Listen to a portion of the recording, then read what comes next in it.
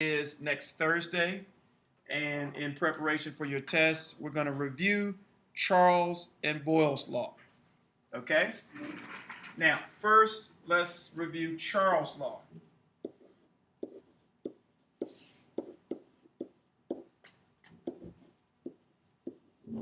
All right. Now, Charles recognized that as the temperature of a gas increases, the volume of that gas also increases, assuming the pressure of that gas remains the same. Similarly, as the temperature of a gas decreases, the volume of that gas decreases as well, assuming once again that the pressure remains the same. Students, what's a good example of Charles' law? Hector. Sort of like when the scientists at the assembly in McCain's dipped the inflated balloon into liquid nitrogen and then took it out and blew on it from the outside. He increased the temperature of the balloon, therefore inflating it. Excellent. First of all, if you take an inflated balloon and dip it into very cold liquid nitrogen, the temperature of the balloon, the air inside of the balloon, will decrease, causing the volume of that balloon to also decrease. Now, once you remove that balloon from the liquid nitrogen, and blowing on it accelerates the process, but even without that, just the normal temperature of the air around the balloon will increase the temperature of the balloon, and as the balloon returns to normal temperature as it's heated, the volume of the balloon will also increase. So a good example of Charles' law is the hot air balloon. In essence. Students, any questions on Charles' law? Yes, Frankie. Like after you heat up like an air balloon that you blow in for a certain amount, why is it that if you blow on it from the outside after it's like completely stretched out after you blow on it from the liquid nitrogen that it doesn't blow up anymore?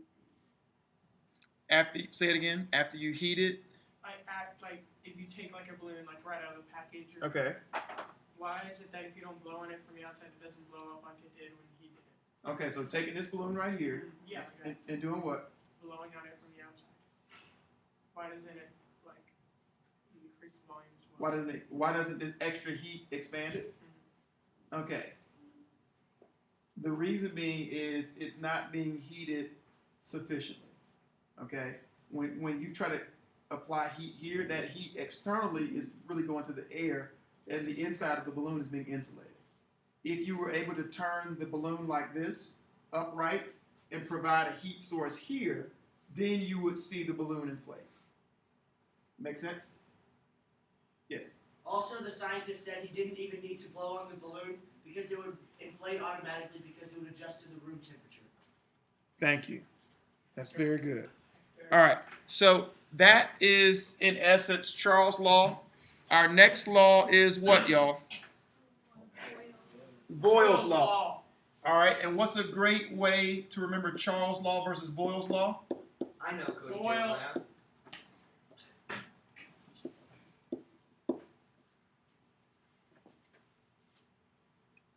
Yes, Francis. A great way to remember Boyle's law is that Boyle's sounds like boils, as in B-O-I-L-S. Good answer, Francis. Thank you, Hector. Right. And so Boyle's law involves a gas that maintains a constant temperature. Okay, so for Boyle's law, as the pressure of the gas increases, the volume of that gas does what, class? It decreases. Decreases. Very good. Assuming the temperature remains the same. But Coach Joachim, the heat can increase, but the temperature will remain constant. Is that correct? The heat will increase, but the temperature is the same. Is that right? Not in this particular case. All right. Okay, this matter is in the gas state throughout the changes. And as long as it's in the gas state, if the temperatures remain the same, the heat will remain the same. The only time heat can increase if temperature remains the same is if the substance is changing state. Yes. So are Boyle's and Charles' laws only for gases? Only for gases. Yep. Very good, Ashley. Now, as the pressure of a gas decreases, the volume of the gas does what, class? Increases, once again assuming what? The temperature remains Temperature the same. remains the same. Okay? Now, the unique thing about Boyle's law is either pressure or volume can be the independent variable, can be the cause. What I mean by that is this. If you increase pressure on a gas, you will decrease the volume of that gas. If you decrease pressure on a gas, you will increase the volume of that gas. But you can also change the pressure of a gas by changing the volume of that gas. So in other words, if you increase the volume of a gas, what happens to the pressure? It decreases. It decreases. That's an inverse variation.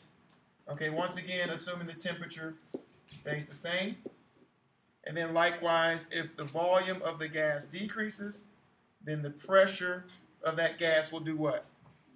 Increase. Increase, once again, assuming the temperature remains the same. So, students, that concludes our summary of Charles and Boyle's law.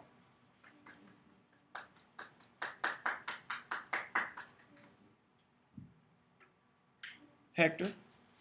Is that why water will boil? Because of the pressure when you put it into a little like shot thing? A syringe. Syringe. Is that why? Because of the low pressure? But the volume, when you increase the volume, the pressure decreases, therefore boiling the water? Correct. Very Thank you, good. Coach Joakim. Correct. Okay.